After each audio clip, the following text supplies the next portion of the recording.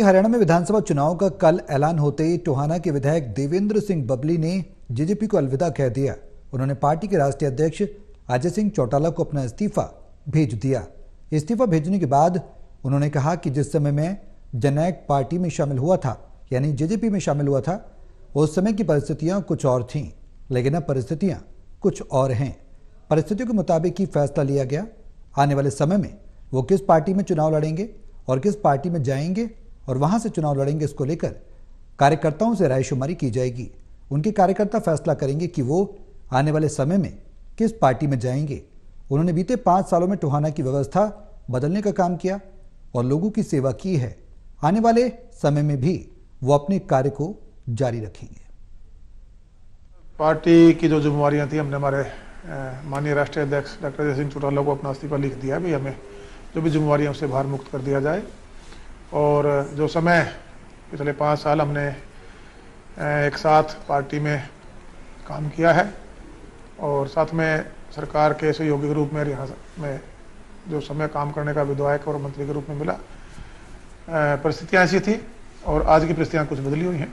इस कारण हमने अपनी जो जिम्मेवारी थी उससे इस्तीफा दिया। टोहाना की जनता और हमारे जो संगठन के साथी हैं और जो हमारी कमेटी है वो ये तय करेगी। देखिए, मैं पहला चुनाव आज़ाद कैंडिडेट के रूप में लड़ा था। मुझे सम्मानजनक वोट दिए लोगों ने, लेकिन चुनाव में नहीं जीत पाया था। और मैं तो एक सोशल वर्कर हूँ। एक देशभक्त परिवार में जन्म होना, देश सेवा के लिए, राष्ट्र सेवा के लिए हम आगे बढ़े हैं। एक संगठन खड़ा हुआ और वो संगठन है जिससे काम कर रहा है। दूसरा चुनाव भी मेरी जनता, टोहाना की जनता ने लड़ाया था। जो जिम्मेवारी मुझे एक सोशल वर्कर के रूप में हमारे परिवार को परमात्मा के आशीर्वाद से, हमारे बुजुर्गों के कहूँगा शिक्षा के वजह से मिली, वो हमने निभाने का काम किया, आज भी हम कर रहे हैं।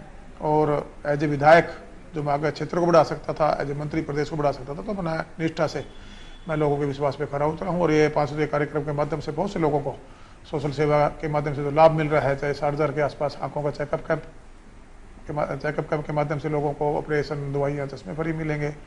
बुजुर्गों को हम यात्राएँ करा रहे हैं, पर्यावरण को बचाने के लिए, पानी जल बचाने के लिए सफाई अभियान है, खिलाड़ियों को मोटिवेट है, बच्चों को शिक्षा के लिए मोटिवेट करना है। तो ये परंपरा पहले दिन चलिए, कोई आज की नहीं है। चुनाव के कारण ये परंपराएं हैं। ये 15 साल का लंबा सफर है, वो भी साथ साथ हम कर रहे हैं। और मैं ये विश्वास के साथ कह सकता हूँ, एक व्यवस्था परिवर्तन टोहाना की राजनीति में हुआ है।